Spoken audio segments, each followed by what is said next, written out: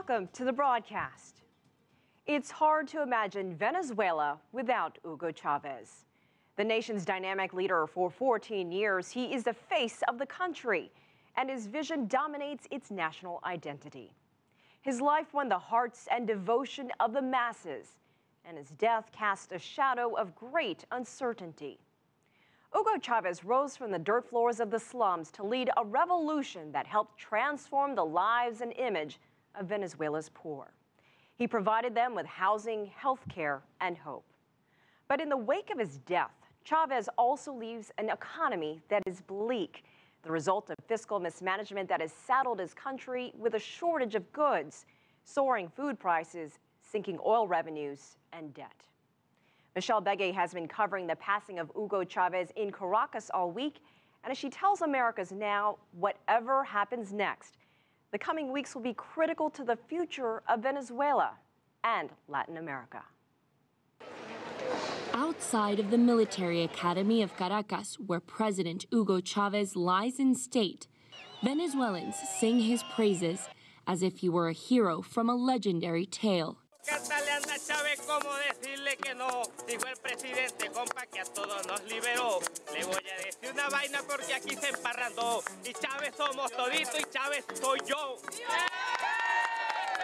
Chavez graduated here as a cadet in 1975, and to many in Venezuela, the battles this revolutionary fought to give their country independence will inspire generations for ages to come.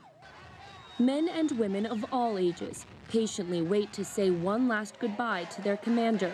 Many have been here for more than 12 hours, all to honor the man who gave them a voice in the system, shined a light on their plight, and for many, made their dreams come true. Y muy agradecida por nuestro comandante en jefe, ya que gracias a él tenemos tantas misiones, tantos trabajos, tenemos, imagínate, tantos beneficios para nuestros niños, adultos mayores, ¿verdad? Muchas personas que no conseguían trabajo en los otros gobiernos y con nuestro presidente consiguieron mucho. Ha movido la pasión por la cultura, ha movido la pasión por defender a nuestro país, ha movido más que pasión, pensamiento, ha movido la justicia social, la cultura.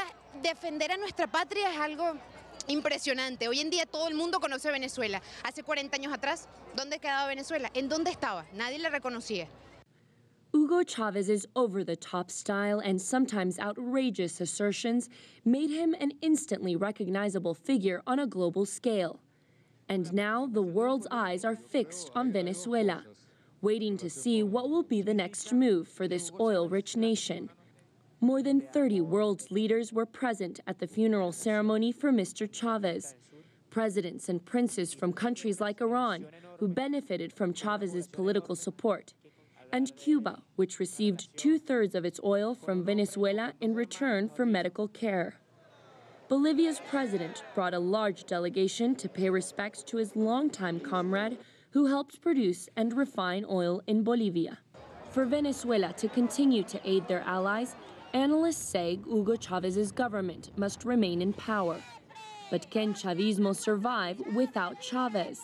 Chavez's personality did not allow him to have people around him who could really shine on their own.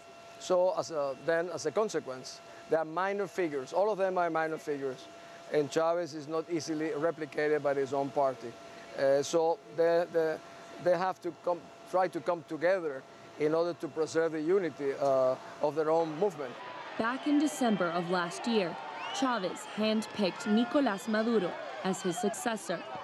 Although critics say this former bus driver lacks Chavez's charisma, some even going as far as calling him dull-witted, Chavez supporters don't seem to mind. For many, it is simply a matter of following their leader's dying wish.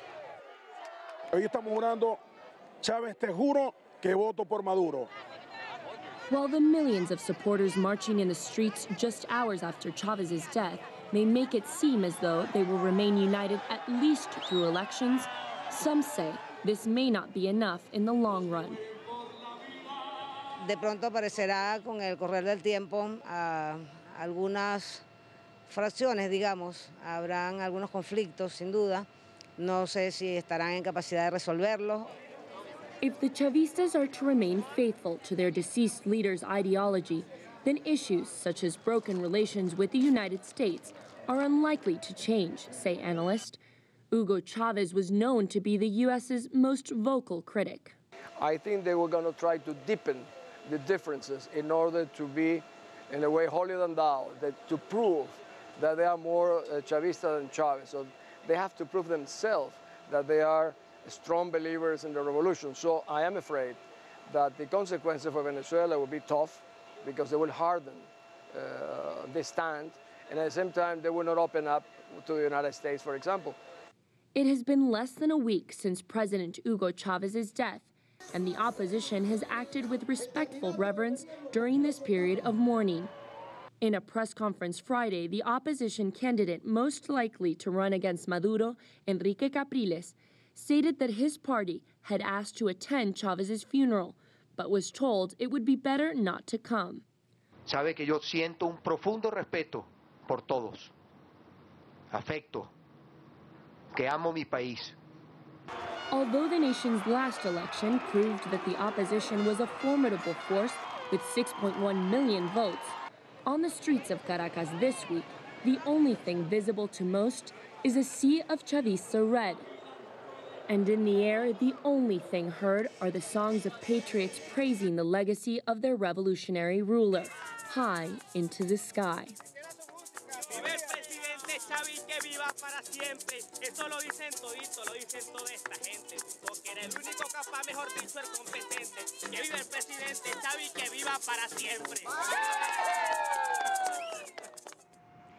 Michelle Begue joins us now from the Venezuelan capital. Michelle, thank you for your report. What was it like being on the streets of Caracas during this historic event? It's been very, very interesting as a journalist to be here. All eyes are on Caracas. We saw a lot of heads of state here, and the people really are aware of that. They want to talk about Chavez. We usually, as journalists, have a hard time finding someone to talk on camera, and that's just not the case here. Everyone wants to talk about how Chavez affected their life and how they're going to miss them. So it's been a very interesting experience to witness. Well, Nicolas Maduro will run as Hugo Chavez's replacement as candidate for the ruling party. What will his platform be? We're really not seeing anyone talking about change in the Chavista party. They want to make sure that they can hone in all those supporters of Chavez for these upcoming elections in 35 days. So Nicolás Maduro just talks about wanting to continue the same socialist-inspired agenda that Chavez had in order to continue to harness that support. Michelle, you mentioned Enrique Capriles in your piece, the candidate the opposition is supporting. Where does he stand? Enrique Capriles and the opposition have realized that going against all of Chavez's socially inspired policies is not going to be for their good in order to win the elections. They need to bring in more votes. So he has said that he supports the socialist agenda and the help that Chavez gives to the poorer classes. What he wants to do is talk about the things that are wrong in the country, such as high crime rates, he says, food shortages that he says shouldn't be happening. He says that the oil industry is being mismanaged. A lot of the oil resources go to countries around the world to support them, such as Cuba.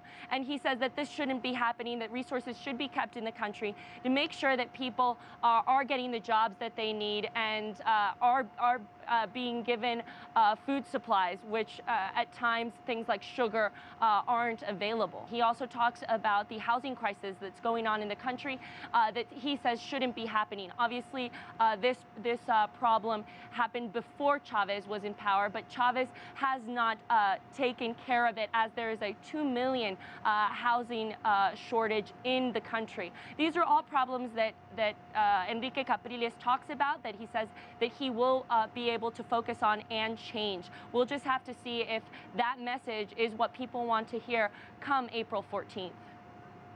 Michelle Begue in Caracas, thanks.